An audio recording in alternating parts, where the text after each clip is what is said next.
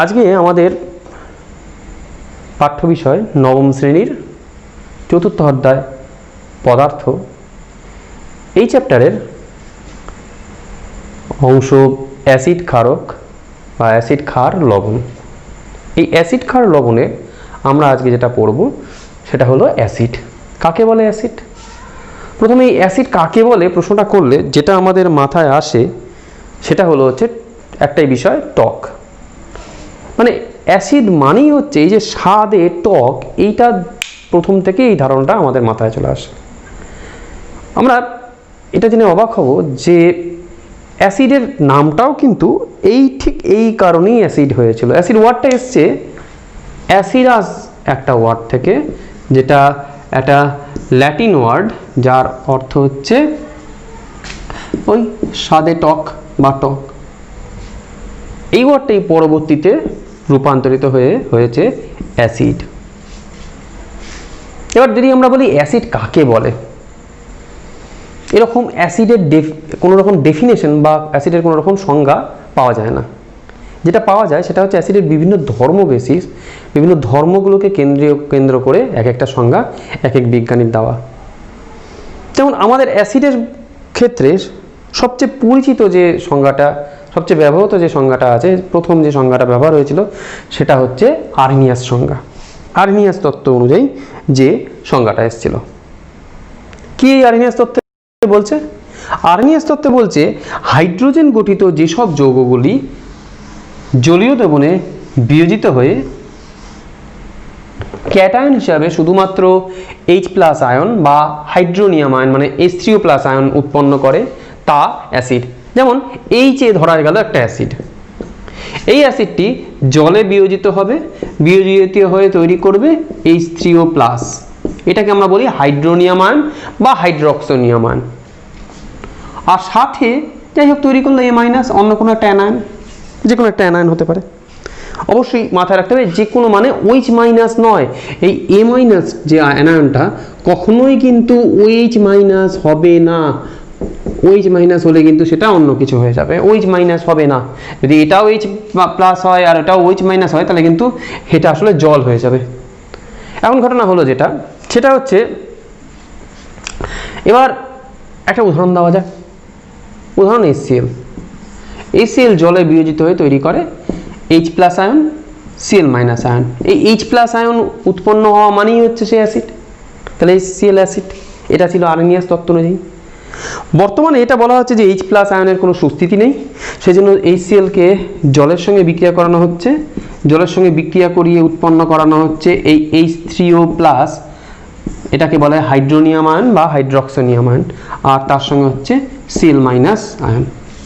এই যে hydronium ion পাচ্ছি, এই হাইড্রোনিয়াম আয়নটা হলো অ্যাসিডের আম্লিকত্বর মূল কারণ। এবার ঘটনা হলো যে H+ কেন সুস্থিত নয়। আদতে আমরা যদি দেখি হাইড্রোজেন পরমাণুতে প্রোটন একটা থাকে, ইলেকট্রন একটা থাকে, নিউট্রন 0 থাকে। যদি এটা একটা ইলেকট্রন ত্যাগ করে H+ তৈরি করে তাহলে তাতে কি হবে? প্রোটন হয়ে যাবে একটা, ইলেকট্রন 0, নিউট্রন 0।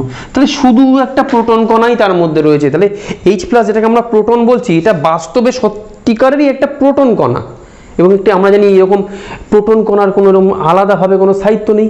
সেই জন্য এই প্রোটন কণাটা করছে কি, জলের সঙ্গে জলের যে নিঃসঙ্গ ইলেকট্রন জোড় দুটি আছে, এই নিঃসঙ্গ জোড় দুটি হচ্ছে H+ কে জল দান করে, ফলে তৈরি করে H3O+ হাইড্রোনিয়াম আয়ন বা হাইড্রক্সোনিয়াম আয়ন। তাহলে এই হাইড্রোনিয়ামের আয়নের উপস্থিতি জলীয় দ্রবণকে আম্লিক করে। এবার একটা জিনিস আমাদের বুঝতে হবে, যেটা যে জল কিন্তু নিজেই বিয়োজিত হয়, কম পরিমাণে কিন্তু বিয়োজিত হয়। বিয়োজিত হয়ে উৎপন্ন করে H+ আয়ন, OH- আয়ন। আমরা যদি বলি H+ আয়নের সুস্থিতি নেই, তাহলে দুটো জলের অণু নিয়ে নিই, বিক্রিয়া করে উৎপন্ন করবে এই হাইড্রোনিয়াম আয়ন আর OH- আয়ন। এটা একটা ব্যালেন্সের মতো অনেকটা। যেমন আমরা ব্যালেন্স দেখেছি যে দাঁড়িপাল্লার ব্যালেন্স, দুই দিক সমান থাকে, যখন একদম সমান হয়ে থাকে। এখানেও ঠিক তেমন H প্লাস আর OH মাইনাসের সংখ্যা, H প্লাস OH মাইনাসের পরিমাণ মানে H3O প্লাস আর OH মাইনাসের পরিমাণটা সমান থাকে। এবার আমি কি করলাম, এই দ্রবণে কিছুটা HCl যোগ করে দিলাম। HCl আসার পরেই কিন্তু H প্লাস আয়ন বা হচ্ছে H3O প্লাস আয়নের গাঢ়ত্ব কিছুটা বেড়ে যাবে, মানে এর গাঢ়ত্ব বেড়ে গেলে কি হবে, এইখানে যদি H3O প্লাসের আয়নের গাঢ়ত্ব বেড়ে যায় তাহলে দ্রবণটি এই দিকে ঝুঁকে পড়বে, মানে দ্রবণ আম্লিক হয়ে যাবে। যারা এই ঘটনা ঘটায়, মানে যারা জলীয় দ্রবণে H প্লাস আয়ন দেয় তাদের আমরা বলবো হচ্ছে আর্হেনিয়াস তত্ত্ব অনুযায়ী অ্যাসিড। আর যদি উল্টোটা হয়, মানে এমন কেউ যে হচ্ছে OH মাইনাস আয়নের গাঢ়ত্ব বাড়ায়, তাহলে সেক্ষেত্রে দাঁড়িপাল্লা এই দিকে ঝুঁকে পড়বে, তার মানে আমাদের দ্রবণ হয়ে যাবে হচ্ছে ক্ষারীয়। সেই পদার্থ যারা জলীয় দ্রবণে OH মাইনাস আয়ন দেয় তাদের আমরা বলি হচ্ছে ক্ষার। তাহলে প্রথমে আমরা আজকে অ্যাসিড সংক্রান্ত ব্যাপারটা ভালো করে পড়ব। তাহলে অ্যাসিড যদি আমাদের বলে দু একটা অ্যাসিডের নাম বলো, বেশ কিছু অ্যাসিডের নাম কিন্তু বলতে পারি। কি অ্যাসিডের নাম বলতে পারবো? পরিচিত খুব অ্যাসিড যেগুলো আমাদের বলো। দেখো তোমাদের প্রথম মনে যেগুলো আসবে সেসব অ্যাসিডগুলোর মধ্যে হচ্ছে, যেটা তোমরা বিভিন্ন ছোট ক্লাসে পড়েও ফেলেছো, তার মধ্যে পড়ে হচ্ছে hydrochloric acid, HCl, sulphuric acid, nitric acid, এসব অ্যাসিডের নাম। অথবা কেউ বললো যে না ফর্মিক অ্যাসিড, হয়তো ফর্মিক অ্যাসিডের সংকেত তোমরা জানো না, বাট নাম জানো। তারপর অ্যাসিটিক অ্যাসিড, এরকম টাইপের অ্যাসিডের আরও অনেক অ্যাসিড আছে, এদের নাম জানতে পারো। এই দু ধরনের অ্যাসিড দেখেই কিন্তু আমরা একটা জিনিস এখান থেকে ক্লিয়ার হচ্ছি যে অ্যাসিডের ফার্স্ট ধর্ম যেটা, এরা প্রত্যেকে হাইড্রোজেন গঠিত যৌগ। 2 নম্বর, এরা প্রত্যেকে কিন্তু স্বাদে টক। এবার প্রশ্ন হচ্ছে এই HCl, সালফিউরিক অ্যাসিড এদের জিভে ঠিকই কেউ টক প্রমাণ করাটা কিন্তু খুব একটা ভালো কাজ হবে না, কারণ সেক্ষেত্রে আমাদের জিভে স্থায়ী ক্ষতি হতে পারে। এবার এরপরে এরা সবাই জলীয় দ্রবণে কিন্তু H প্লাস আয়ন তৈরি করবে। এখন ঘটনা হলো সেটা হচ্ছে এই অ্যাসিডগুলোকে দেখি আমরা বুঝতে পারছি এদের আমরা দুভাগে কিন্তু এই দেখি আলাদা করে দিতে পারি। কিরকম? এই সব অ্যাসিডগুলো এরা অজৈব অ্যাসিড। প্রশ্ন হবে কেন অজৈব অ্যাসিড? কারণ এদের উৎসস্থল বা এরা যেখান থেকে উৎস সেটা হচ্ছে অজৈব পদার্থ। তাহলে এরা কারা? এদের আমরা বলবো এরা হচ্ছে জৈব অ্যাসিড। কেন এরা জৈব অ্যাসিড? তার কারণ এদের উৎস, যেটা মূল উৎস বলতে হবে, এদের মূল উৎস হচ্ছে জৈব পদার্থ। আরেকটা জিনিস এখানে বুঝতে হবে, এই জৈব পদার্থ ছাড়াও এদের একটা ব্যাপার, এরা কার্বন গঠিত অ্যাসিড। আরেকটা জিনিস যেটা এদের থেকে পার্থক্য, এদের ক্ষেত্রে এই অ্যাসিড বলতে যে পার্থক্যটা থাকবে সেটা হচ্ছে এই গ্রুপটা থাকবে COOH, এই গ্রুপটা থাকবে।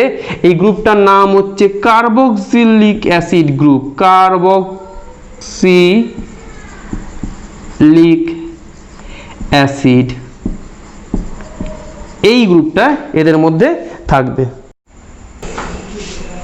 এখানে কিছু জৈব অ্যাসিডের উদাহরণ দেওয়া আছে। অ্যাসিটিক অ্যাসিড, যেটা মূলত পাওয়া যায় হচ্ছে ভিনিগারের মধ্যে, সংকেত হচ্ছে CH3COH acid, CH3COH। Formic acid পিঁপড়ের হুলে বা মৌমাছির হুলে পাওয়া যায়, ফর্মিক অ্যাসিডের ফর্মুলা হচ্ছে HCOH। সাকসিনিক অ্যাসিড আঙুরের রসে পাওয়া যাবে, এই হচ্ছে তার সংকেত। ম্যালিক অ্যাসিড আপেলে পাওয়া যায়, সংকেত হচ্ছে এইটা।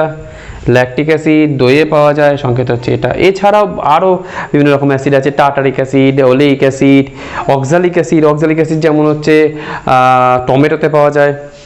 এরকম বিভিন্ন অ্যাসিড আছে, আমরা 2-1টা অন্তত মনে রাখবো এই জৈব অ্যাসিডগুলোর কথা। জৈব অ্যাসিডে একটা জিনিস আমরা দেখলেই বুঝতে পারছি যে এই গ্রুপটা থাকবে জৈব অ্যাসিডে, এই গ্রুপটা এই COOH, এই গ্রুপটাকে বলা হয় হচ্ছে কার্বক্সিলিক অ্যাসিড গ্রুপ। তাহলে জৈব অ্যাসিড কারা? কার্বন গঠিত যেসব অ্যাসিডগুলোর মূল গ্রুপটা হচ্ছে COH, কার্বক্সিলিক অ্যাসিড গ্রুপ থাকবে।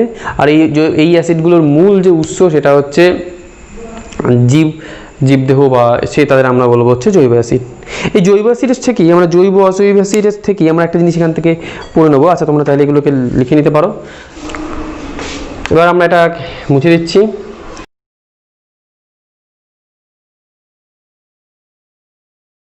জৈব অ্যাসিড অজৈব অ্যাসিড থেকে আমরা যেটা পড়ে নেবো সেটা হলো হচ্ছে তীব্র অ্যাসিড ও মৃদু অ্যাসিড। কারা তীব্র অ্যাসিড, কারা মৃদু অ্যাসিড? মনে রাখতে হবে, যেমন হলো ধরা গেল অ্যাসিডের ধর্ম, অ্যাসিডের শক্তিটা কার উপর নির্ভর করে? H প্লাস আয়নের উপর। এবার অ্যাসিড তখনই H প্লাস আয়ন দেবে যখন সে হচ্ছে ভাঙবে। এখন দেখা গেল যে কোনো একটা অ্যাসিড, ধরা গেল HCl, এর আমি 100টা অণু নিলাম, এটা ভেঙে তৈরি করবে হচ্ছে 100টা H প্লাস, আর 100টা Cl মাইনাস, এই 100টা H প্লাস। এবার 100টা আমি হচ্ছে অ্যাসিটিক অ্যাসিড অণু নিলাম, এটা ভেঙে তৈরি করবে হচ্ছে 100টা জায়গায় হচ্ছে 98টা দেখা গেল হচ্ছে অ্যাসিটিক অ্যাসিড অণু অবিয়োজিত অবস্থায় রয়ে গেল, তৈরি হলো হচ্ছে 98টা হচ্ছে অ্যাসিটেট আয়ন আর দুটো হচ্ছে H প্লাস আয়ন। তাহলে বেশিরভাগটাই অবিয়োজিত রয়ে গেছে, সামান্য একটু ভেঙেছে। আচ্ছা, এটা দুটো অ্যাসিটেট আয়ন হবে আর দুটো H প্লাস আয়ন। এমন ঘটনা যে দুটো H প্লাস আয়ন, এখানে হচ্ছে 100টা H প্লাস আয়ন, অবশ্যই এটা কম শক্তিশালী অ্যাসিড হবে। তাহলে এদের আমরা বলবো হচ্ছে, এই অ্যাসিটিক অ্যাসিডকে আমরা বলবো মৃদু অ্যাসিড আর HCl-কে আমরা বলবো হচ্ছে তীব্র অ্যাসিড। তাহলে H প্লাসের সংখ্যা মানে যাদের সংখ্যাটা নির্ভর করছে কি কতটা আয়নিত হচ্ছে তার উপরে, যার আয়নিত বেশি তাকে আমরা বলবো তীব্র অ্যাসিড, যার আয়নিত কম সাধারণত হচ্ছে মৃদু অ্যাসিড। সাধারণত অজৈব অ্যাসিডগুলো হচ্ছে তীব্র অ্যাসিড, জৈব অ্যাসিডগুলো হচ্ছে মৃদু অ্যাসিড। এবার এই একটা জিনিস আমরা মাথায় রাখবো, এটা একটা ব্যতিক্রম আছে, কার্বনিক অ্যাসিড H2CO3, এই কার্বনিক অ্যাসিড যদিও একটা অজৈব অ্যাসিড কিন্তু এটা কিন্তু একটি মৃদু অ্যাসিডের মধ্যে পড়ে। এবার অ্যাসিডকে আমরা কিভাবে ভাগ করব, অণুর গঠন নিয়ে এবার আমরা করব হচ্ছে অ্যাসিডকে ভাগ, তার আণবিক গঠন মানে অণুগুলোতে কি পরমাণু দিয়ে তৈরি অ্যাসিড সেই অনুযায়ী আমরা হচ্ছে ভাগ করব অ্যাসিডকে। যেটা ভাগ করতে চলেছি সেটাকে প্রথম যদি আমরা দেখি, অ্যাসিড মাত্রই হাইড্রোজেন আছে, তার সঙ্গে যদি অক্সিজেনও থাকে এদের আমরা বলি হচ্ছে একসাথে যদি এইরকম কোনো অ্যাসিড হয় তাদের আমরা বলবো হচ্ছে অক্সি অ্যাসিড, যেমন HNO3, H2SO4। আর এমন যদি হয় হাইড্রোজেন তো আছে কিন্তু অক্সিজেন নেই, অন্য কোনো একটা আয়ন অন্য কোনো একটা পরমাণু আছে, তাদের আমরা বলবো হচ্ছে হাইড্রাসিড। হাইড্রাসিড উদাহরণ HCl, HBr এগুলো। এবার অক্সি অ্যাসিডের মধ্যে আবার বিভিন্ন রকম অ্যাসিড আছে, তাদের অক্সিজেনের পরিমাণ অনুযায়ী বিভিন্নভাবে ভাগ করা যায়। আমরা এদের মধ্যে বিভিন্ন ধরনের নাম শুনেছি, যেমন আমরা একটা করে আমরা উদাহরণ পড়ছি।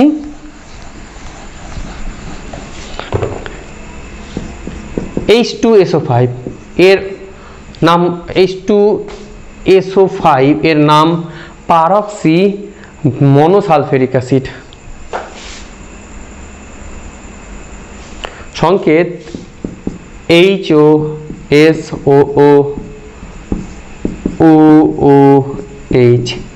এই বন্ধনীটার নাম হচ্ছে পারক্সি বন্ধনী,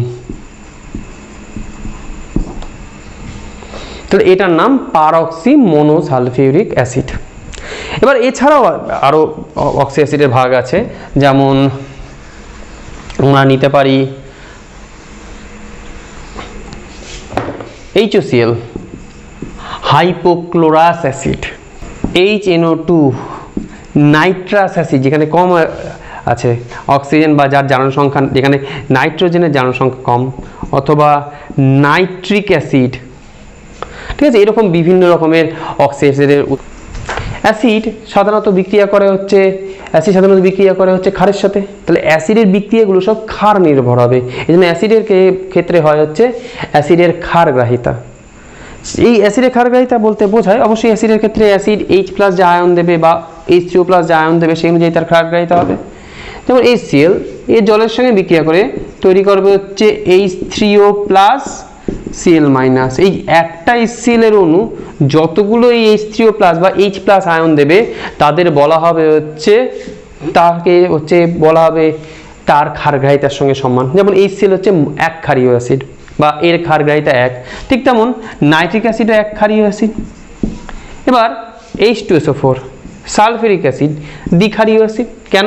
তার কারণ এ জলের সঙ্গে বিক্রিয়া করে তৈরি করে হচ্ছে H3O+ প্লাস SO4 2-। এ দ্বিক্ষারীয় অ্যাসিড। ত্রিক্ষারীয় অ্যাসিড কি? H3PO4 ত্রিক্ষারীয় অ্যাসিড, মানে এটা ফসফরিক অ্যাসিড।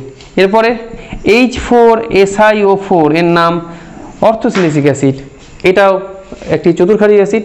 এটার নাম যেমন হচ্ছে অর্থোফসফরিক অ্যাসিড, এর নাম তেমন হলো হচ্ছে অর্থোসিলিসিক অ্যাসিড। এখানে বিভিন্ন অ্যাসিডের ক্ষারগ্রাহিতাগুলো আমরা এখানে দেখলাম। এরপরে আমরা পড়ব হচ্ছে নিরোধক। কাকে বলে এই নিরোধক? মনে রাখতে হবে যেসব অক্সি অ্যাসিডগুলো আছে তারা মূলত তাদের থেকে জল বের করে নিলে যা আমরা পাবো তাকে আমরা বলবো তার নিরোধক। এই নিরোধকগুলোর মধ্যে আবার জল দিলে ওই অক্সি অ্যাসিডটাকেই ফেরত পাওয়া যায়। যেমন H2SO4 একটি অক্সি অ্যাসিড, এর থেকে যদি জল বের করে নিই তাহলে পাওয়া যায় হচ্ছে SO3। এই সালফার ট্রাইঅক্সাইড হচ্ছে সালফিউরিক অ্যাসিডের নিরোধক। এই সালফার ট্রাইঅক্সাইডের মধ্যে আমরা যদি জল মেশাই এটা আবার সালফিউরিক অ্যাসিডই উৎপন্ন করে।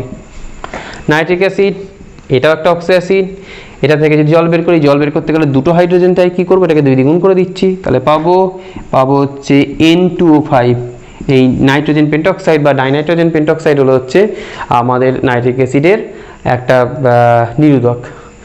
ফসফরিক অ্যাসিড H3PO4, এটাকে 2 দ্বিগুণ করলে জল যদি বিয়োগ করি জল যাবে হচ্ছে 3টে জল বেরোবে, দিয়ে তৈরি হবে P2O5। ভালো লক্ষ্য করো, 3টে জল বেরোলো, 3টে H2 বেরিয়ে গেল, অক্সিজেন বেরোলো হচ্ছে 3টে, এখানে দুটো মিলে হবে হচ্ছে P2 পড়লো, অক্সিজেন হবে 4 দুগুণ 8টা, 8টা থেকে যদি এখানে 3টে বেরিয়ে যায় হবে 5টা P2O5। এবার এই P2O5 মানে ফসফরাস পেন্টক্সাইড হলো হচ্ছে ফসফরিক অ্যাসিডের নিরোধক, কারণ ফসফরাস পেন্টক্সাইডের সঙ্গে জল বিক্রিয়া করে তৈরি করবে হচ্ছে ফসফরিক অ্যাসিড। এবার এটা হচ্ছে মিশ্র নিরোধক। NO2 বা নাইট্রোজেন ডাইঅক্সাইডকে বলে মিশ্র নিরোধক। কেন না, কারণ এটা জলের সঙ্গে বিক্রিয়া করে দুটো অ্যাসিডই তৈরি করে, নাইট্রিক অ্যাসিডও তৈরি করে, নাইট্রাস অ্যাসিডও তৈরি করে। এই একের অধিক অ্যাসিড তৈরি করে বলে এই নাইট্রোজেন ডাইঅক্সাইডকে বলা হয় হচ্ছে মিশ্র নিরোধক। এরপরে আমরা পড়ব জারক অ্যাসিড। কাকে বলে জারক অ্যাসিড? জারক অ্যাসিড হচ্ছে যেসব অ্যাসিডগুলো, যেমন H2SO4, যেসব অ্যাসিডগুলো নিজেরা বিয়োজিত হয়ে যেমন H2O, SO2 আর হচ্ছে এরকম পারমাণবিক অক্সিজেন উৎপন্ন করে, তারা কি হয় এদের উপস্থিতিতে যদি কোনো পদার্থ থাকে তাদের এরা জারিত করে দিতে পারে। যেমন এখানে যদি কার্বন থাকতো, কার্বনকে জারিত করে দিত, জারিত করে কার্বনকে জারিত করে উৎপন্ন করতে হচ্ছে CO2। এইগুলোকে বলা হয় জারক অ্যাসিড। যেমন নাইট্রিক অ্যাসিড নিজে জারক অ্যাসিড কী হবে, এটা যদি 2HNO3 নাও তাহলে হবে হচ্ছে জল, NO2 আর হচ্ছে এই পারমাণবিক অক্সিজেন, এই পারমাণবিক অক্সিজেনটা জারক করে দেবে। তাহলে নাইট্রিক অ্যাসিড, এই সালফিউরিক অ্যাসিড, এই নাইট্রিক অ্যাসিড এরা জারক অ্যাসিড। অজারক অ্যাসিড কারা? অজারক অ্যাসিড হচ্ছে যারা জারণ ধর্মটা নেই, যেমন HCl, HBr, এগুলো সব হচ্ছে অজারক অ্যাসিড। এবার আমরা পড়ব অ্যাসিডের ধর্ম। অ্যাসিডের ধর্ম, এবং শুধু তাই নয়, আমরা প্রতিটা অ্যাসিডের সঙ্গে এই ধর্মটাকে মিলিয়ে দেখব প্রত্যেক অ্যাসিডের মধ্যে অ্যাসিডের ধর্ম হলো প্রত্যেকটা ধর্ম আছে কিনা। এক একটা অ্যাসিড আমরা নেব। প্রথম নিচ্ছি HCl, এর নাম আমরা অবশ্যই হাইড্রোক্লোরিক অ্যাসিড, এর নাম আরেকটা নাম আছে, এর নাম মিউরিয়েটিক অ্যাসিড।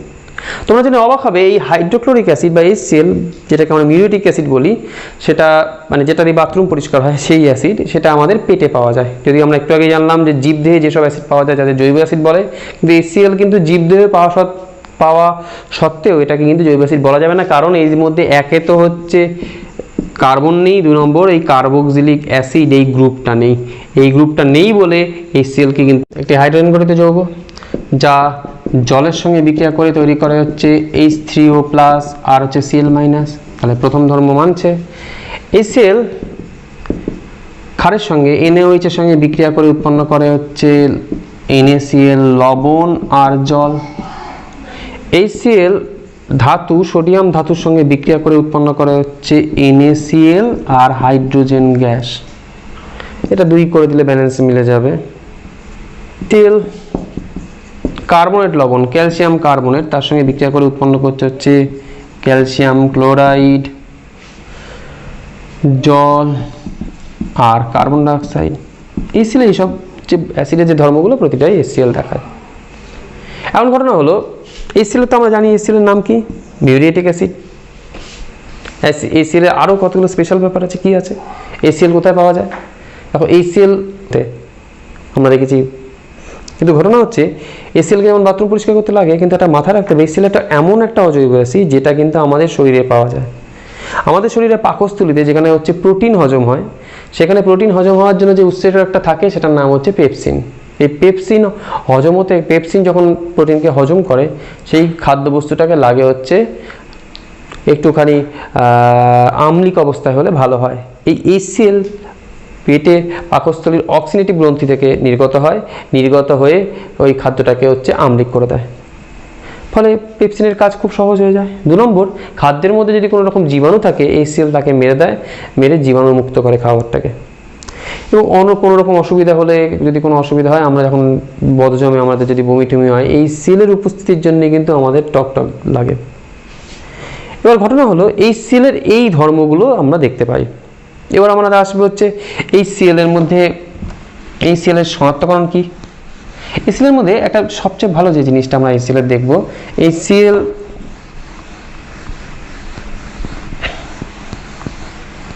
HCl-এর শনাক্তকরণ যে পরীক্ষার মধ্যে, সেটা খুব ভালো একটা পরীক্ষা আছে। সেটা হচ্ছে HCl অ্যামোনিয়া গ্যাসের সঙ্গে, HCl নিজে একটা গ্যাস, বা যদি HCl-এর দ্রবণও নিই, মানে হাইড্রোক্লোরিক অ্যাসিডও নিই, এটা কাগজ করে হাইড্রোক্লোরিক অ্যাসিড নিলাম, চুবিয়ে নিলাম হাইড্রোক্লোরিক অ্যাসিডের মধ্যে এই একটা কাগজকে নিয়ে অ্যামোনিয়া গ্যাসে ধরলে একটা দেখবো অ্যামোনিয়াম ক্লোরাইডের ঘন ধোঁয়া উৎপন্ন হতে থাকে। এই বিক্রিয়াটা অনেক কাজে লাগে। যেমন প্রথম কথা, এটা যে HCl বুঝতে পারলাম। 2 নম্বর, এই বিক্রিয়াটা দ্বারা আমরা দেখো এই HCl একটা অ্যাসিড, যেটা একটা ক্ষারের সঙ্গে অ্যামোনিয়া ক্ষারধর্মী গ্যাস, তার সঙ্গে বিক্রিয়া করে তৈরি করছে লবণ। এছাড়া দুটো গ্যাস, এটাও গ্যাস এটাও গ্যাস, বিক্রিয়া করে যে এটা ঘন ধোঁয়া আসছে, ধোঁয়া কথাটার বলা হচ্ছে তার মানে এর মধ্যে কণা আছে, তাহলে দুটো গ্যাস বিক্রিয়া করে একটা কঠিন তৈরি করছে। এর একটা উদাহরণ হচ্ছে এই বিক্রিয়াটা। এছাড়া HCl-এর আরেকটি শনাক্তকরণ প্রক্রিয়া আছে, সেটা হচ্ছে সিলভার নাইট্রেটের একটা পরিষ্কার দ্রবণ নেব, তার মধ্যে HCl মিশিয়ে দেবো, সাথে সাথে সাদা অদক্ষেপ পড়বে সিলভার ক্লোরাইডের, আর সাথে করে AgNO3 উৎপন্ন হবে। ঠিক যেমন বিনিময় বিক্রিয়া, সিলভার নিয়ে নিচ্ছে ক্লোরিনকে, H নিয়ে নিচ্ছে NO3-কে। এই AgCl-এর যে অদক্ষেপ, সাদা অদক্ষেপ, এরা কিন্তু HNO3-তে দ্রাব্য নয়। এই AgCl-কে আমরা যদি হচ্ছে মেশাই হচ্ছে এর মধ্যে অ্যামোনিয়াম হাইড্রোক্সাইড মিশে তৈরি করবে হচ্ছে AgNH3 প্লাস জল উৎপন্ন হয়। এই একটা জটিল লবণ অবস্থায় HCl কিন্তু এই সিলভার ক্লোরাইড কিন্তু দ্রবীভূত হয় অ্যামোনিয়াম হাইড্রোক্সাইডে, কিন্তু HNO3-তে দ্রবীভূত হয় না। এরপরে আমরা যেটা আসছি সেটা হচ্ছে সালফারিক অ্যাসিড। সালফারিক অ্যাসিডের সংকেত কি? সালফারিক অ্যাসিডের সংকেত হচ্ছে, আমরা জানি H2SO4।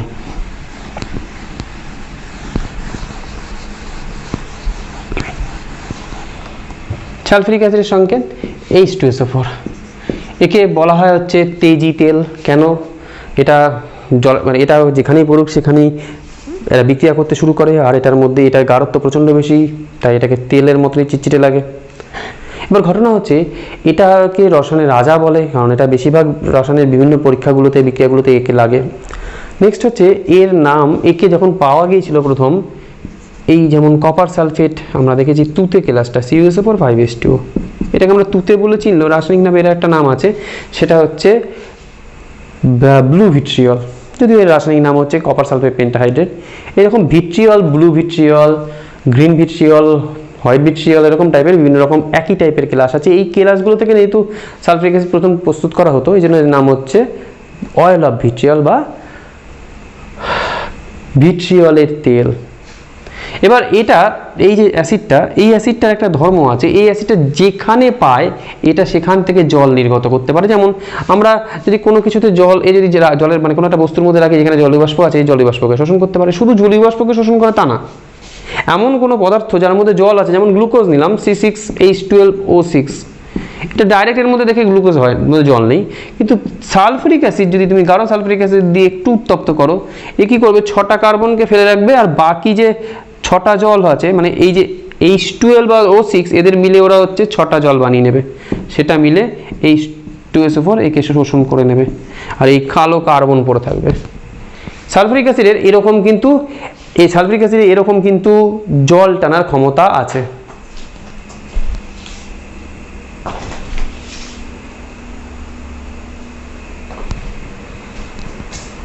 এরকম আমরা এরকম আমরা খাতার মধ্যে সালফিউরিক অ্যাসিড দিয়ে একটা পেনে বা একটা কাঠিতে সালফিউরিক অ্যাসিড ভরে খাতার মধ্যে লিখলে সেটা কিন্তু আমরা বুঝতে পারবো না, লেখাটাকে শুকিয়ে রাখলে আর বুঝতে পারবো না, কিন্তু একটু উত্তপ্ত করলে এটা কালো কালারে ভেসে উঠবে। এটাকে আমরা ম্যাজিক হিসেবে ব্যবহার করতে পারি। সালফিউরিক অ্যাসিড কী করবে, খাতার মধ্যে থাকা যে যৌগগুলো আছে তার কার্বন গঠিত যে যৌগগুলো আছে সেখান থেকে জল শোষণ করে নেবে।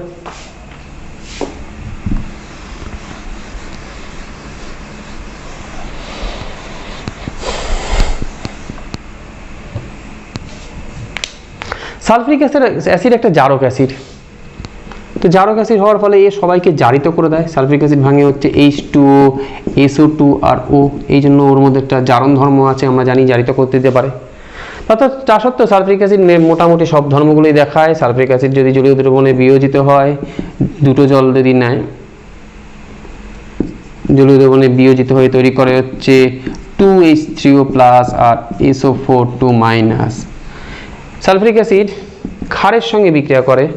ক্ষার হচ্ছে NaOH সঙ্গে বিক্রিয়া করে উৎপন্ন করলো হচ্ছে Na2SO4 আর জল।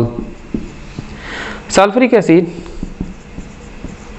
ধাতুর সঙ্গে বিক্রিয়া করে, সোডিয়াম ধাতু এদের সঙ্গে বিক্রিয়া করে উৎপন্ন করে Na2SO4 আর হচ্ছে হাইড্রোজেন। তাহলে সালফিউরিক অ্যাসিডের হাইড্রোজেনটা ধাতু দ্বারা প্রতিস্থাপিত হয়। তবে এই বিক্রিয়া এখানে মাথায় রাখতে হবে, এই বিক্রিয়া করতে গেলে অবশ্যই আমাদের অ্যাসিডটাকে লঘু নিতে হবে, না হলে কিন্তু এই সালফিউরিক অ্যাসিড, গাঢ় সালফিউরিক অ্যাসিড হচ্ছে জারক অ্যাসিড, লঘু সালফিউরিক অ্যাসিড জারক নয়, গাঢ় সালফিউরিক অ্যাসিড জারক অ্যাসিড। সেই গাঢ় সালফিউরিক অ্যাসিড থেকে উৎপন্নই যা পারমাণবিক অক্সিজেন এই হাইড্রোজেনটাকে জালিত করে জলে পরিণত করে দেবে।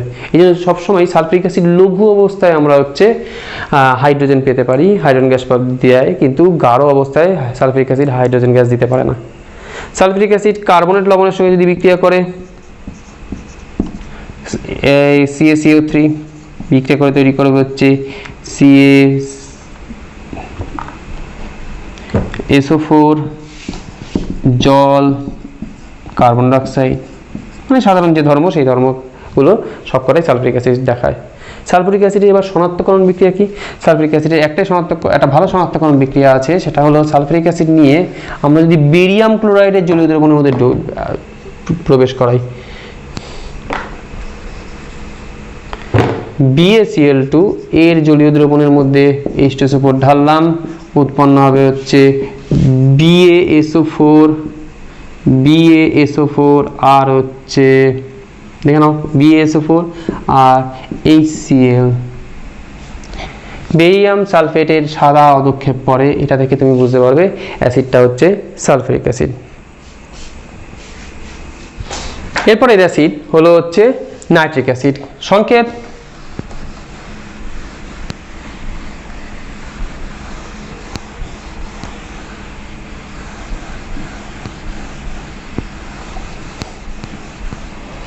সংকেত HNO3, এর নাম অ্যাকোয়া ফর্টিস বা তেজি জল। তাহলে এটা কেন তেজি জল বলে? তার কারণ এটা জলের মতনই, কিন্তু এটা যেখানে পড়বে সেখানে একটা বিক্রিয়া করে যায়। এবার আমাদের একটা প্রশ্ন থাকতে পারে যে একটা পাত্রের মধ্যে এই HCl আর সালফিউরিক অ্যাসিড আছে, কী করে বুঝবো কোনটা? না কোনো কিছু টেস্ট, কোনো রকম বাইরে পরীক্ষা না করে কী করে বুঝবো ওটা কোনটা HCl কোনটা সালফিউরিক অ্যাসিড? মনে রাখতে হবে সালফিউরিক অ্যাসিড প্রচণ্ড ঘন এবং তার ফলে প্রচণ্ড ভারী। যে পাত্রে সালফিউরিক অ্যাসিড রাখা হবে, একই যদি আয়তন হয় দুটো অ্যাসিডেরই, তাহলে সালফিউরিক অ্যাসিড প্রচণ্ড ভারী হবে। ভার মানে ভর দেখে, সালফিউরিক অ্যাসিডের ভর দেখে আমরা বুঝতে পারবো ওই অ্যাসিডটা সালফিউরিক অ্যাসিড। এবার নাইট্রিক অ্যাসিড, যেটাকে আমরা বলছি অ্যাকোয়া ফর্টিস বা তেজি জল, সে অ্যাসিডের সব ধর্ম দেখাবে, সে ভেঙে তৈরি করবে H+NO3-। যদি জল দিয়ে ভাবি যে জলের সঙ্গে বিক্রিয়া করে লিখবো, তাহলে HNO3 জলের সঙ্গে বিক্রিয়া করে উৎপন্ন করবে হচ্ছে H3O+NO3-। HNO3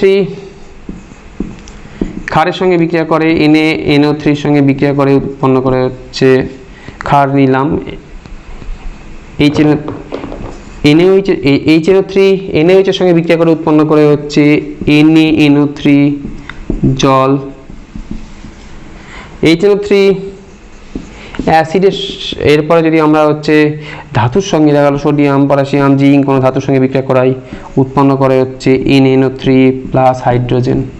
মনে রাখতে হবে নাইট্রিক অ্যাসিড একটি জারক অ্যাসিড, ফলে কিন্তু অ্যাসিড হাইড্রোজেনকে জারিত করে দিতে হবে। নাইট্রিক অ্যাসিড থেকে যদি আমরা নাইট্রিক অ্যাসিড থেকে যদি আমরা হাইড্রোজেন গ্যাস পেতে চাই তাহলে এগুলো এই সোডিয়ামের সঙ্গে বিক্রিয়া করে জল পাবো, হাইড্রোজেন গ্যাস পাবো না।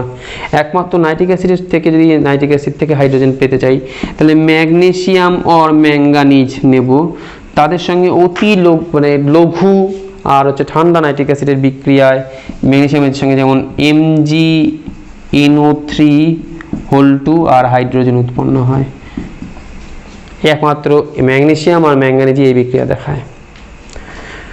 নাইট্রিক অ্যাসিডের শনাক্তকরণ বিক্রিয়া, নাইট্রিক অ্যাসিডের শনাক্তকরণ বিক্রিয়া বলতে সেটা যেটা দেখাবে নাইট্রিক অ্যাসিড শনাক্তকরণের বিক্রিয়াতে সবার থেকে ভালো একটা বিক্রিয়া দেখায় কপার টার্নিং। কপারের ছিপড়ে নিয়ে নাইট্রিক অ্যাসিডের মধ্যে ফেলে দিয়ে যদি উত্তপ্ত করি তৈরি হয় হচ্ছে কপার নাইট্রেট, আর নাইট্রোজেন ডাইঅক্সাইডের লালচে বাদামি গ্যাস বেরোবে আর সাথে করে জল বা জলীয় বাষ্প উৎপন্ন হয়।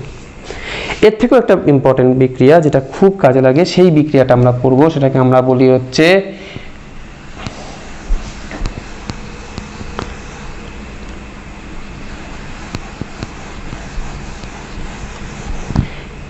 বলয় পরীক্ষা। কি করা হয় বলয় পরীক্ষায়? এরকম একটা টেস্ট টিউবের থাকে, টেস্ট টিউবের মধ্যে প্রথমেই দেওয়া থাকে হচ্ছে সদ্য প্রস্তুত ফেরাস সালফেট। কারণ ফেরাস সালফেট কেন নেবো, সদ্য প্রস্তুত কেন নেবো? কারণ সদ্য প্রস্তুত না হলে ফেরাস সালফেট বাতাসের অক্সিজেনের সঙ্গে বিক্রিয়া করে জারিত হয়ে ফেরিক সালফেট হয়ে যাবে।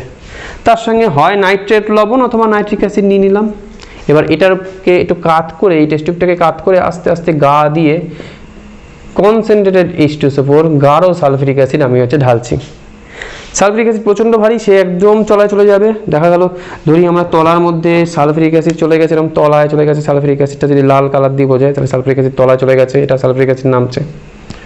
এবার এই নাইট্রিক এই মিশ্রণটা আর এই সালফিউরিক অ্যাসিডের মিশ্রণ, এদের মাঝখানে একটা বলয় তৈরি হবে। এই বলয়টা হচ্ছে বাদামি কালারের বলয় তৈরি হয়। এই বাদামি কালারের বলয় তৈরি হওয়ার জন্য এই পরীক্ষাটার নাম হচ্ছে বলয় পরীক্ষা। এই বলয় পরীক্ষা দিয়ে নাইট্রিক অ্যাসিডকে খুব ভালোভাবে হচ্ছে চিনতে পারা যায়। শুধু নাইট্রিক অ্যাসিড না, কোনো নাইট্রেট লবণ নিলেও হবে এই বিক্রিয়াটা।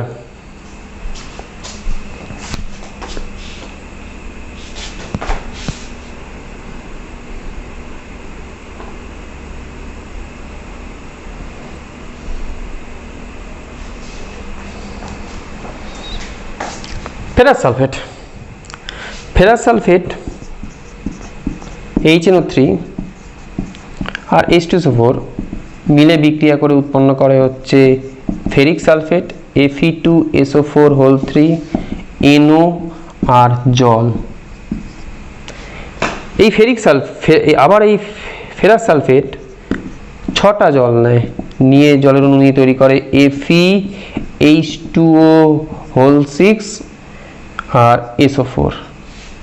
এবার এইটার মধ্যে যদি আমরা নিই হচ্ছে NO, এই যে NOটা উৎপন্ন হয়েছিল এই NOটা আসে, NOটা এসে উৎপন্ন করে FeH2O5 NO আর বাইরে SO4। এই যৌগটাই বাদামি বর্ণের বলয় উৎপন্ন করে। এর নাম কি? এর নাম 5টা জল থাকার জন্য এর নাম হচ্ছে পেন্টা অ্যাকুয়া। এটা হচ্ছে নাইট্রোসিল আয়রন +2 সালফেট, বাংলায় হচ্ছে পেন্টা অ্যাকুয়া বা অ্যাকুও নাইট্রোসিল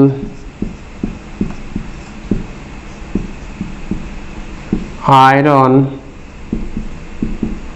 +2 সালফেট,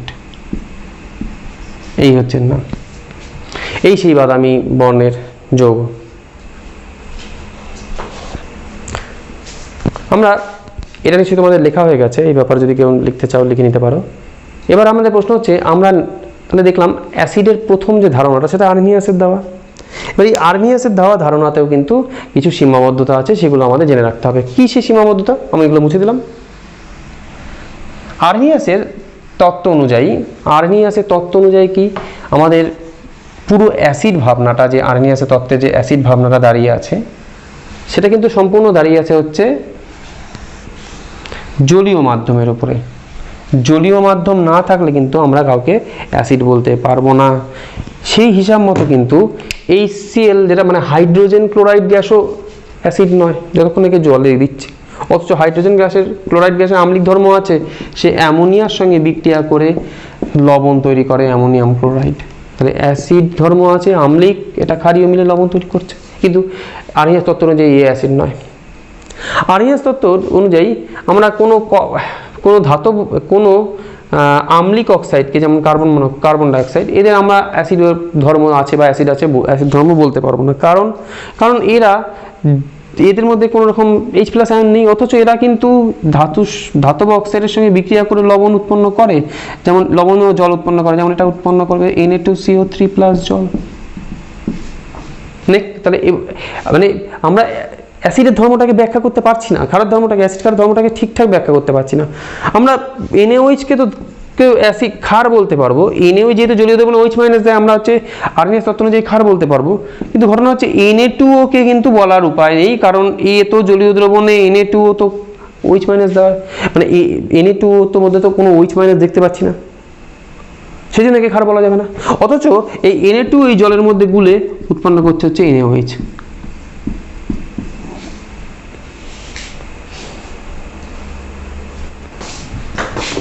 অ্যাসিডকে আমরা জানি যে ওর ভিতরে থাকা পরমাণুর উপর নির্ভর করে, পরমাণু কি কি আছে এর উপর নির্ভর করে আমরা জানি দুভাগে ভাগ করা যায়, একটা হচ্ছে অক্সি অ্যাসিড, একটা হচ্ছে হাইড্রা অ্যাসিড। অক্সি অ্যাসিড কারা? অক্সি অ্যাসিড হলো যেসব অ্যাসিডের মধ্যে হাইড্রোজেন তো রয়েছেই, সাথে করে অক্সিজেনও রয়েছে, মানে এই অক্সিজেনও আছে, যেমন হাইড্রোজেন অক্সিজেন আছে, এরকম অ্যাসিডের নাম হবে HNO3, H2SO4, এইগুলো অক্সি অ্যাসিড। আর হাইড্রা অ্যাসিড হচ্ছে হাইড্রোজেন আছে কিন্তু অক্সিজেন নেই, অন্য কোনো একটা মৌল হয়তো আছে, তাহলে হলো এই একটা মৌল আছে, যেমন হচ্ছে HCl, HBr। এবার এই যে অক্সি অ্যাসিডগুলো রয়েছে, এই অক্সি অ্যাসিডগুলোকে আবার বিভিন্নভাবে করা যায়। যেমন একটা অ্যাসিড আছে, যেমন নাম হচ্ছে H2SO5, পারঅক্সি মনোসালফেরিক অ্যাসিড। পারঅক্সি মনোসালফেরিক অ্যাসিড, এর মধ্যে জিনিসটা দেখতে এরকম হবে, এই যে বন্ধনীটা, এই বন্ধনীটার নাম পারঅক্সি বন্ধনী। এছাড়াও অক্সি অ্যাসিডগুলো বিভিন্ন রকম, যেমন এই HNO3 কে আমরা বলি হচ্ছে নাইট্রিক অ্যাসিড, মানে ইক অ্যাসিড। HNO2 এটাকে বলা হচ্ছে নাইট্রাস অ্যাসিড। কেন? তার কারণ একটা হচ্ছে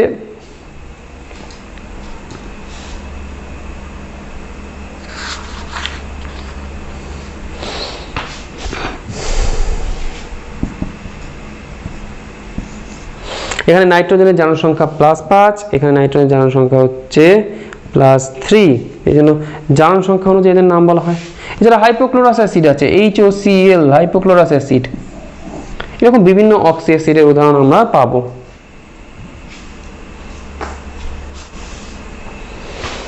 স্বর্ণকারের কারখানায় আমরা যেসব একটা জিনিস দেখি, দুটো অ্যাসিড মিশিয়ে ওরা একটা নতুন অ্যাসিড বানিয়ে নেয়, যেটা ওরা সোনার প্লাটিনামকে মানে গলাতে বা সোনা প্লাটিনামকে গোলাতে ওরা ব্যবহার করে।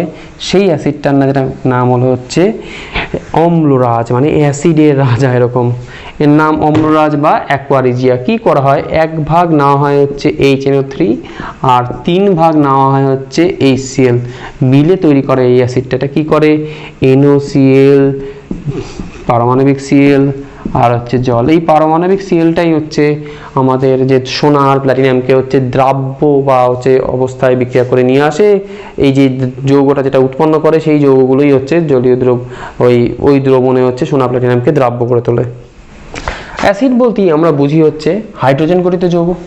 তাহলে এখন ঘটনা হচ্ছে হাইড্রোজেন গঠিত যৌগ মানে যদি অ্যাসিড হয়, তাহলে আমরা তো জলকেও হচ্ছে অ্যাসিড বলবো, আমরা মিথেনকেও অ্যাসিড বলবো, আমরা NaOH-কেও অ্যাসিড বলবো, আবার HCl-কেও অ্যাসিড বলবো। কিন্তু শুধুমাত্র হাইড্রোজেন গঠিত যৌগ হওয়াই কিন্তু অ্যাসিড হওয়া শর্ত নয়, আরও বেশ কিছু শর্ত আছে। যেমন এখানে দেখতে পাচ্ছি হাইড্রোজেন গঠিত যৌগ হবে, স্বাদে টক হবে, জলীয় দ্রবণে H+ বা H3+ আয়ন তৈরি করবে, ক্ষারের সঙ্গে বিক্রিয়া করে লবণ জল তৈরি করবে, ধাতুর সঙ্গে বিক্রিয়া করে লবণ আর হাইড্রোজেন তৈরি করবে, আর কার্বনেটের সঙ্গে বিক্রিয়া করে কার্বন ডাইঅক্সাইড গ্যাসকে মুক্ত করবে। এই সবকটি মানতে হবে। প্রথমে আমরা নিই মিথেন। মিথেন হাইড্রোজেন গঠিত যৌগ। এ কি অ্যাসিড? প্রথম কথায় জলে আয়নিতই হয় না, তাহলে এইচ প্লাস দেওয়ার কোনো সম্ভাবনা নেই, এইচ প্লাস বা এইচ টু প্লাস দেয় না, ওই ধর্ম নেই। এ ধাতুর সঙ্গে মানে সোডিয়াম পটাশিয়াম ধাতুর সঙ্গে বিক্রিয়াই করে না। এ ক্ষারের সঙ্গে কোনো রকম ক্ষারের সঙ্গে বিক্রিয়া করে না, তাহলে এ কার্বনেট লবণের সঙ্গে বিক্রিয়া করে না, ফলে অ্যাসিডের কোনো ধর্মই এই মিথেনের মধ্যে নেই, অথচ সে হাইড্রোজেন গঠিত যৌগ। NaOH আমরা জানি এ ক্ষার, তবু দেখি এ জলীয় দ্রবণে বিয়োজিত হয়ে Na প্লাস আর OH মাইনাস উৎপন্ন করে, Na প্লাস উৎপন্ন করছে মানে জলীয় দ্রবণে H প্লাস আয়ন উৎপন্ন করছে না, অ্যাসিডের এই ধর্ম নেই। NaOH কোনো ক্ষারের সঙ্গে বিক্রিয়া করে না, লবণ জল তো করা উৎপন্ন করা পরের ব্যাপার, বিক্রিয়াই করে না। NaOH যদিও ধাতুর সঙ্গে বিক্রিয়া করে, বেশ কিছু ধাতুর সঙ্গে বিক্রিয়া করে, বিশেষ করে উভধর্মী ধাতুগুলোর সঙ্গে বিক্রিয়া করে Na2ZNO2 আর হাইড্রোজেন উৎপন্ন করে, কিন্তু উভধর্মী ধাতুগুলোর সঙ্গে বিক্রিয়া করলো। এবার হচ্ছে NaOH থেকে তাহলে আমরা হাইড্রোজেন বের করতে পারলাম। তো এই হচ্ছে, তাহলে NaOH মূলত একটা ধর্ম মানলে বাকি ধর্মগুলো কিন্তু মানছে না, সেই জন্য NaOH-কে আমরা তাছাড়াও জলীয় দ্রবণে OH মাইনাস দিচ্ছে, NaOH একটা ক্ষার, তাহলে হাইড্রোজেন পরমাণু থাকা সত্ত্বেও আমরা NaOH-কে অ্যাসিড বলতে পারছি না। নেক্সট চলে গেল হচ্ছে জল। জল জলীয় দ্রবণে বিয়োজিত হয়ে তৈরি করে H3O প্লাস আর OH মাইনাস। H3O প্লাস যদি ওকে আম্লিক করে, OH মাইনাস ওকে ক্ষারীয় করবে, ফলে দুটো বিপরীত ধর্ম থাকার ফলে এর মধ্যে কোনো ধর্মই প্রাধান্য পায় না, জল না আম্লিক না ক্ষারীয়। নেক্সট হচ্ছে জল কোনো রকম ক্ষারের সঙ্গে বিক্রিয়া করে না, ক্ষারকে জাস্ট হয়তো ম্যাক্সিমাম দ্রবীভূত করতে পারে, কিন্তু তার মধ্যে বিক্রিয়া করবে না। জল যদিও ধাতুর সঙ্গে, যদি সক্রিয় ধাতু সোডিয়াম পটাশিয়াম এসব সক্রিয় ধাতুর সঙ্গে বিক্রিয়া করে হাইড্রোজেন গ্যাস উৎপন্ন করবে, কিন্তু মনে রাখতে হবে হাইড্রোজেন গ্যাস উৎপন্ন করলেও জল কিন্তু সাথে করে লবণ উৎপন্ন করে না, যেটা হচ্ছে অ্যাসিডের ধর্ম। হাইড্রোজেন গ্যাসের সঙ্গে লবণ উৎপন্ন করবে, এখানে হচ্ছে হাইড্রোজেন গ্যাসের সঙ্গে ক্ষার তৈরি করবে, তাহলে জলকে আমরা হচ্ছে অ্যাসিড বলতে পারবো না। হাইড্রোক্লোরিক অ্যাসিডের মধ্যে এই ধর্মগুলো থাকার জন্য, সব ধর্মগুলো থাকার জন্য হাইড্রোক্লোরিক অ্যাসিডকে আমরা অ্যাসিড বলতে পারি। অর্থাৎ হাইড্রোজেন গঠিত যৌগ মানেই যে অ্যাসিড তা নয়, কিন্তু নয়, এটা আমরা থেকে বুঝতে পারলাম। এরপরে আমরা যেটা পড়বো সেটা হচ্ছে ধূমায়মান নাইট্রিক অ্যাসিড। সালফিউরিক অ্যাসিডের সঙ্গে যদি SO3 মেশানো হয়, এটা তৈরি করে হচ্ছে H2S2O7, এর নাম ওলিয়াম বা পাইরোসালফিউরিক অ্যাসিড। এই পাইরোসালফিউরিক অ্যাসিড বা H2S2O7 এটা থেকে সবসময় হচ্ছে সালফার ট্রাইঅক্সাইড গ্যাস বেরোতে থাকে, যার ফলে এই একটা ধুয়োর মতো বেরোতে থাকে, এই জন্য এটাকে বলা হচ্ছে এই ধূমায়মান সালফিউরিক অ্যাসিড। এই আমাদের হচ্ছে H2S2O7 বা ওলিয়ামকে। এবার আমরা পড়ব রিগাল ওয়াটার বা কিংস ওয়াটার। কি এই জিনিসটা? এই জিনিসটা হলো, আমরা চিনি প্রত্যেকে, এটা হচ্ছে অ্যাকোয়ারিজিয়া। অ্যাকোয়ারিজিয়া বা অম্লরাজ। তখন ঘটনা হচ্ছে এটা কি আমরা জানি এটা হচ্ছে নাইট্রিক অ্যাসিড আর 3 আয়তন, 1 আয়তন নাইট্রিক অ্যাসিড আর 3 আয়তন হাইড্রোক্লোরিক অ্যাসিড মিশে একটা মিশ্রণ বানানো হয়, যেটা মূলত স্বর্ণকাররা বানিয়ে তাদের এই সোনা প্লাটিনাম এইসব যে ধাতুগুলো, যে বর ধাতুগুলো, যে নিষ্ক্রিয় ধাতুগুলো অন্য কোনো ক্ষেত্রে বিক্রিয়া করতে চায় না তাদের, বা অন্য ক্ষেত্রে দ্রবীভূত হতে চায় না তাদের, ওরা হচ্ছে এই অ্যাসিড মিশ্রণটাতে তারা হচ্ছে ওই অ্যাসিড মিশ্রণে হচ্ছে দ্রবীভূত করে। বা এমন হতে পারে যে সোনার সঙ্গে তামা মিশে আছে, মানে খাদ মিশে আছে, এই তামার থেকে হচ্ছে ওই সোনাকে আলাদা করা হয় এই ব্যাপারটা দিয়ে, এই প্রক্রিয়াটা দিয়ে। এখন ঘটনা হলো যেটা, সেটা হচ্ছে এই প্রক্রিয়া কীরকম দেখতে হয়। অম্লরাজ দেখতে অনেকটা হচ্ছে একটু লাল, মানে লালচে হলুদ কালারের একটা, এই বেশিরভাগ ক্ষেত্রে, অনেক ক্ষেত্রে আবার লালচে কালারেরই, পুরো লাল কালারেরই হচ্ছে একটা তরল হবে। এবার ঘটনা হলো যেটা, অ্যাকোয়ারিজিয়া, অম্লরাজ বা যাই বলি না কেন, সেটা কি করে। এই অম্লরাজ যেখানে আসলে 1 আয়তন নাইট্রিক অ্যাসিড 3 আয়তন হাইড্রোক্লোরিক অ্যাসিড মিলে তৈরি করে নাইট্রোসিল ক্লোরাইড, NaCl, 2 অণু জল আর 2টো পারমাণবিক ক্লোরিন।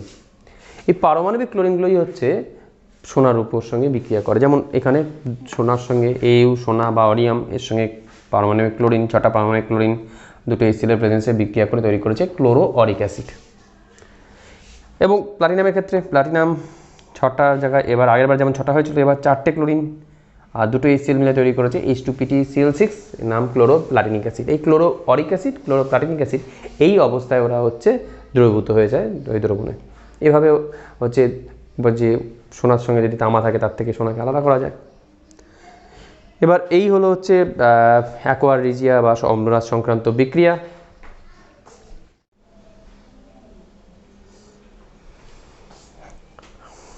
এবার আমরা যেটা পড়ব সেটা হচ্ছে অ্যান্টাসিড।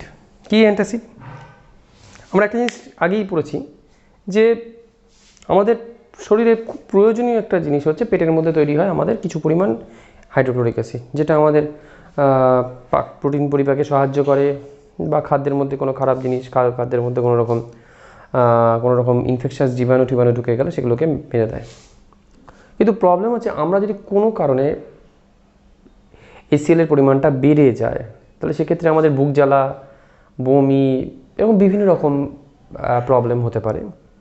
সেক্ষেত্রে আমরা প্রায় কখনো না প্রত্যেকেই প্রায় কখনো না কখনো অ্যান্টাসিড খেয়েছি, এবং অনেকে আছে যারা প্রায় অনেক সময়ই অ্যান্টাসিড খায় বিভিন্ন কারণে।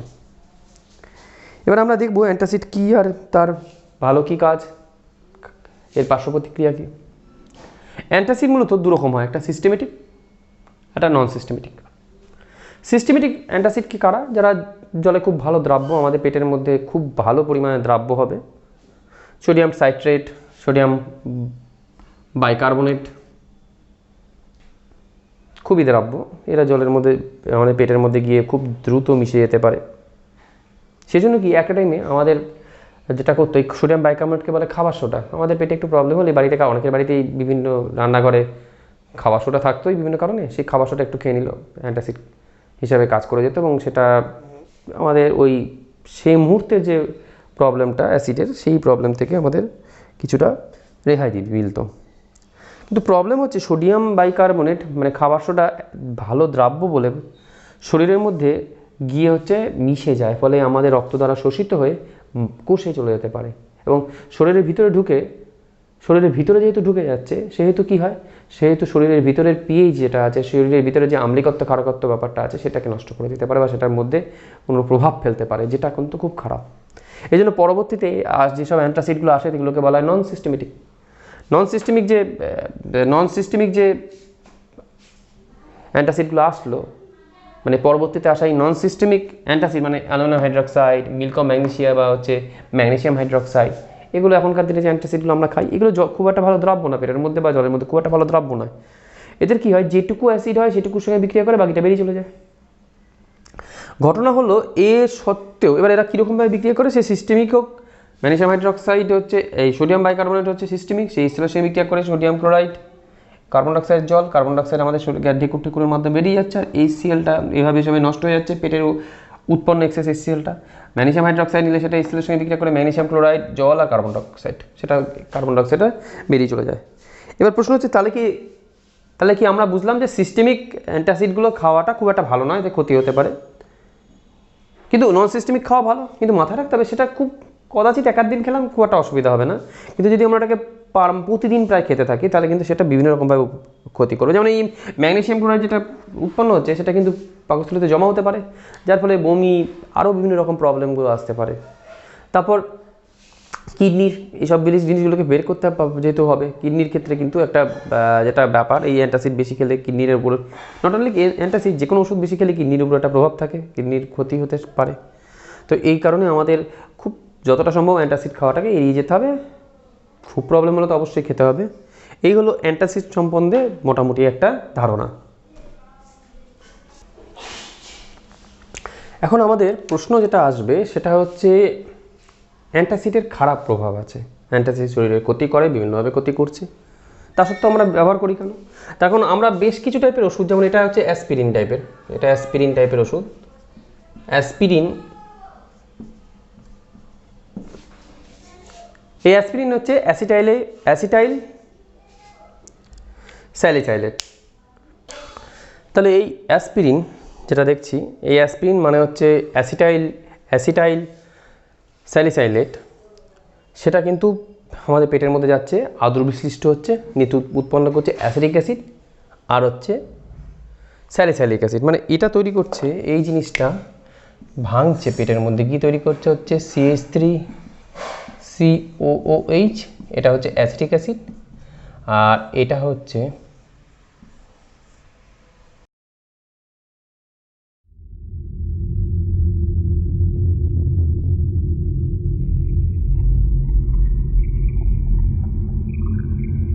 অ্যাসিড।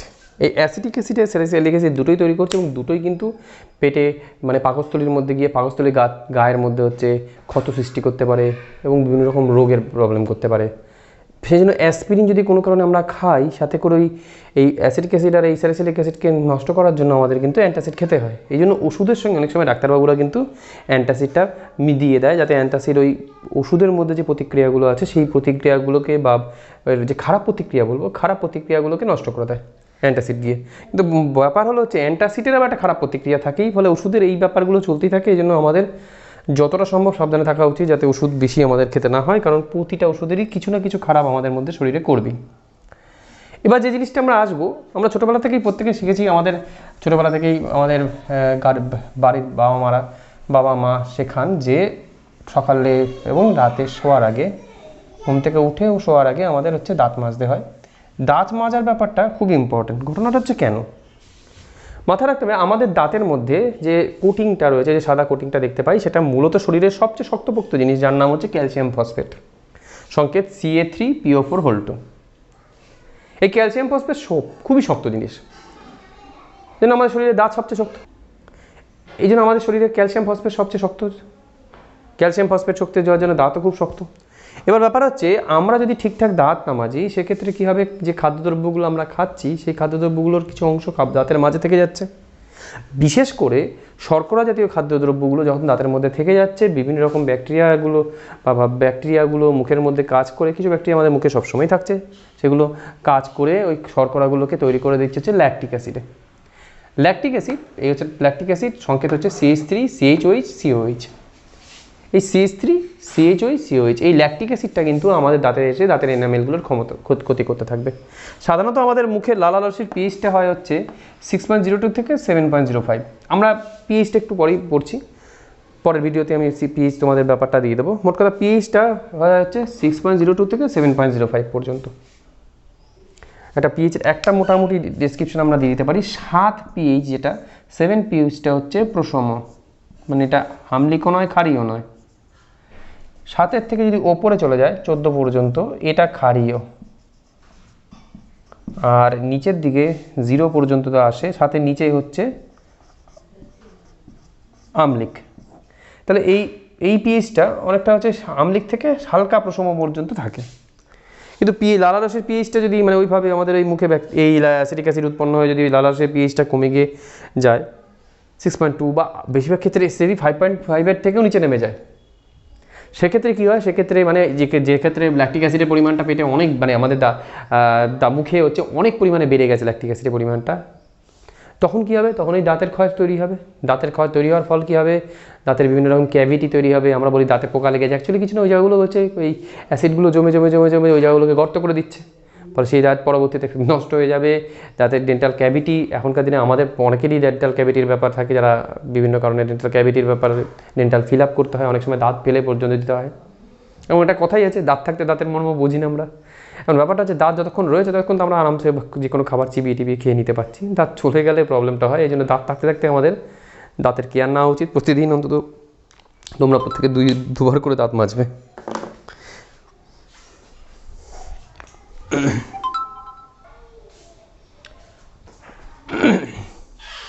তিনটে অ্যাসিড, তিনটি ফসফরাসের অ্যাসিড।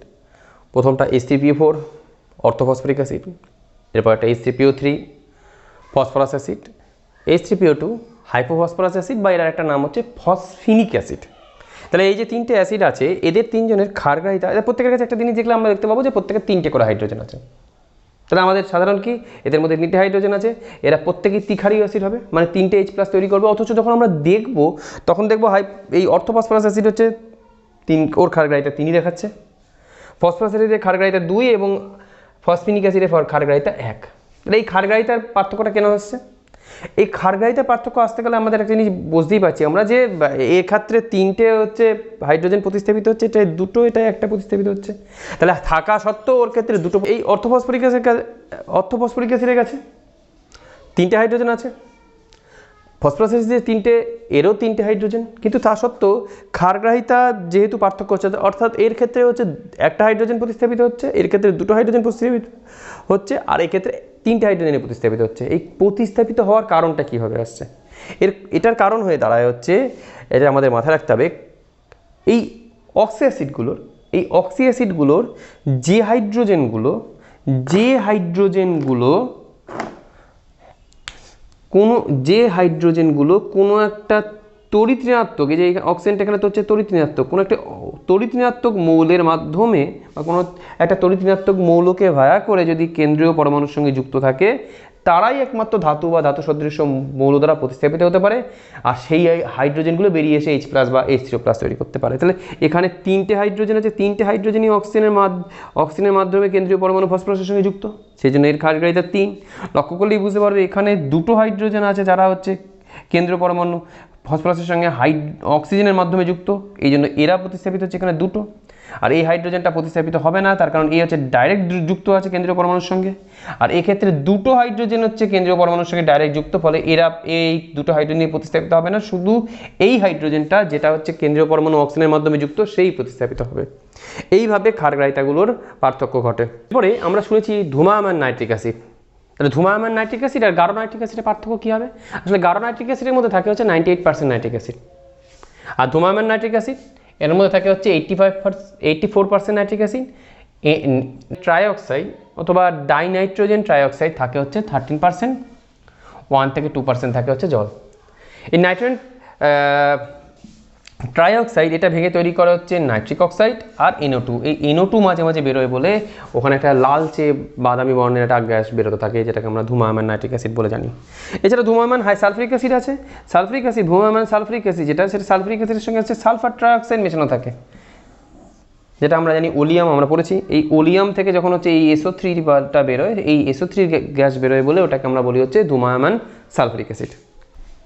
এরপরে আমাদের বাড়িতে কয়েকটা জিনিস যেগুলো আমরা লক্ষ্য করব, যে তেঁতুল গাছের তলায় কিন্তু অন্য কোনো গাছ হতে চায় না। তার কারণ, তখন আমরা জানি তেঁতুল গাছের পাতায় বিভিন্ন রকম অ্যাসিড থাকে, তেঁতুলের মধ্যে যেমন টার্টারিক অ্যাসিড আছে। তো ওর যে পাতাগুলো যে অঞ্চলগুলোতে পড়ছে, সেই অঞ্চলগুলোর মাটিগুলো কিন্তু পুরো খারিয়ে হয়েছে, ফলে অন্য কোনো গাছপালা ওই সব জায়গায় হতে চায় না।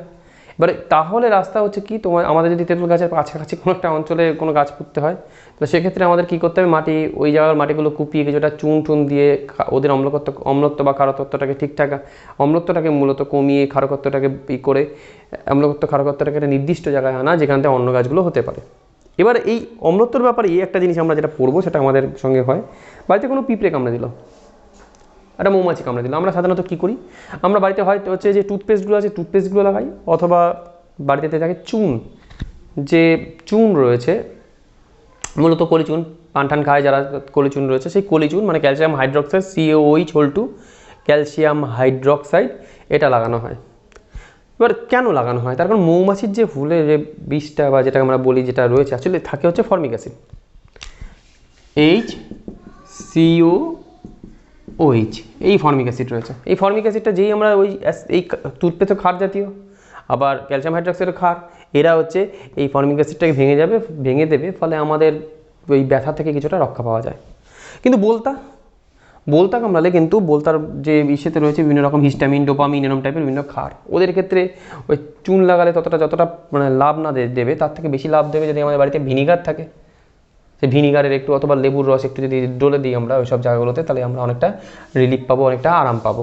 বৃষ্টি কি এখন ব্যাপার হচ্ছে, বৃষ্টিতে যে জিনিসটা হয়, বৃষ্টির জল যখন নেমে আসে, তখন বৃষ্টির জল একটা টাইমে মানে বেশ কিছু দেশের মানুষ যাদের এখানে জলের সমস্যা আছে, তারা বৃষ্টির জল হচ্ছে দোরের জল, ওই জলটাকে সংগ্রহ করে খেত। বৃষ্টির জলে চাষবাস হয়, বিভিন্ন কাজগুলো, ইম্পর্টেন্ট কাজগুলো সব হচ্ছে বৃষ্টির জলে হতো। কিন্তু দূষণ বাড়ার সঙ্গে সঙ্গে বৃষ্টির জল দিনে দিনে আম্লিক হয়ে যাচ্ছে। কীভাবে? আসলে বাতাসে থাকা, যদি আমরা এই যে বারুদ যে জিনিসগুলোকে পোড়াচ্ছি, সেই বারুদের সালফার যদি পুড়ে তৈরি করে সালফার ডাইঅক্সাইড, এই সালফার ডাইঅক্সাইড যদি গলে তাহলে তৈরি করে জলের মধ্যে, জলে মানে বৃষ্টির জলের ফোঁটার মধ্যে গুলে গেলে তৈরি করবে সালফিউরাস অ্যাসিড। অথবা অক্সিজেনের উপস্থিতি যদি এটা সালফার ট্রাইঅক্সাইড হয়ে জলের মধ্যে গুলে যায় তাহলে তৈরি করবে সালফিউরিক অ্যাসিড। নাইট্রোজেন অক্সিজেন সাধারণত বিক্রিয়া করতে চায় না, কিন্তু বিদ্যুৎ চমকানোর সময় বিক্রিয়া করে তৈরি করে নাইট্রিক অক্সাইড। নাইট্রিক অক্সাইড যদি অক্সিজেনের উপস্থিতিতে বিক্রিয়া করে তৈরি করে নাইট্রোজেন ডাইঅক্সাইড। এটা জলে যদি গুলে যায় তাহলে তৈরি করবে হচ্ছে নাইট্রাস অ্যাসিড HNO2। এটা যদি অক্সিজেনের উপস্থিতিতে জলে গলে তাহলে তৈরি করবে নাইট্রিক অ্যাসিড। এবার এইগুলো, এবার এই sulphurous acid, sulphuric acid, nitric acid, nitrous acid, বা আরও হয় যেটা হচ্ছে কার্বন ডাইঅক্সাইড থাকে বাতাসে, সেই কার্বন ডাইঅক্সাইডও জলের মধ্যে গুলে তৈরি করে হচ্ছে কার্বনিক অ্যাসিড। এই কার্বনিক অ্যাসিডও বাতাসে ওই মধ্যে উৎপন্ন হলে ওই বৃষ্টির জলের মধ্যে মিশে ওই অ্যাসিডের রূপে দেখা যায় যে বৃষ্টির জলের পিএইচ অনেকটা আম্লিকত্বের, অনেক মানে পুরো অ্যাসিডের মাত্রায় নেমে আসে। এবং সেই বৃষ্টির জল নামতে থাকলে, সেই বৃষ্টির জল পড়লে আমাদের ক্ষতি হতে পারে। মাটিতে পড়লে মাটির পিএইচ অনেক বেড়ে যাবে, মানে মাটির হচ্ছে আম্লিকত্ব অনেক বেড়ে যাবে, পিএইচ অনেক কমে যাবে, যার ফলে হচ্ছে মাটির নষ্ট হয়ে যেতে পারে। এছাড়া পুকুর নদী এগুলোর মাছ মানে পিএইচ নষ্ট হয়ে যায়, ফলে ওখানে মাছ প্রচুর মারা যেতে পারে। এছাড়া যেটা হয় সেটা হচ্ছে যে মার্বেল পাথরের আমরা যে বিভিন্ন রকম যে সৌধগুলো রয়েছে, তাজমহল তাদের মধ্যে একটা গুরুত্বপূর্ণ। এই সব অ্যাসিডগুলো মার্বেল পাথর মানে ক্যালসিয়াম কার্বনেটের সঙ্গে বিক্রিয়া করে তৈরি করবে ক্যালসিয়াম নাইট্রেট, জল, কার্বন ডাইঅক্সাইড। কার্বন ডাইঅক্সাইড তো বেরিয়ে যাবে, আর এই ক্যালসিয়াম নাইট্রেট কিন্তু ওই যে দ্রবণ যেটা মানে জল উৎপন্ন হচ্ছে তার মধ্যে দ্রবীভূত হয়, ফলে ওখানে ধুয়ে পড়ে যায়। ফলে ওই জায়গাগুলো যদি ধুয়ে পড়ে যায় ফলে ছোটো ছোটো গর্ত তৈরি হবে। এটাকে বলা হয় স্টোন ক্যান্সার। একটা টাইমে কিন্তু আমাদের যে আগ্রার যে তাজমহল ছিল তার গায়ে কিন্তু এরকম টাইপের অনেকগুলো কিন্তু এরকম স্টোন ক্যান্সার দেখা দিতে শুরু হয়েছিল। তখন হচ্ছে উত্তরপ্রদেশ গভর্নমেন্ট বা ভারতবর্ষের গভর্নমেন্ট মিলে, ভারতবর্ষের গভর্নমেন্ট এরা ওই আগ্রার তাজমহলের কাছাকাছি একটা বিভিন্ন মানে একটা নির্দিষ্ট দূর পর্যন্ত এলাকার মধ্যে কোনো কলকারখানা এখনও পর্যন্ত সেট আপ করার পারমিশন দেয় না, যাতে কোনোভাবে দূষণ না হয়, আমাদের তাজমহলের মতো একটা প্রেস্টিজিয়াস জিনিস যেন নষ্ট না হয়ে যায়। তাহলে অ্যাসিড বৃষ্টির ফলে মানে অ্যাসিড বৃষ্টির ফলে এরকম টাইপের ক্ষতি হতে পারে।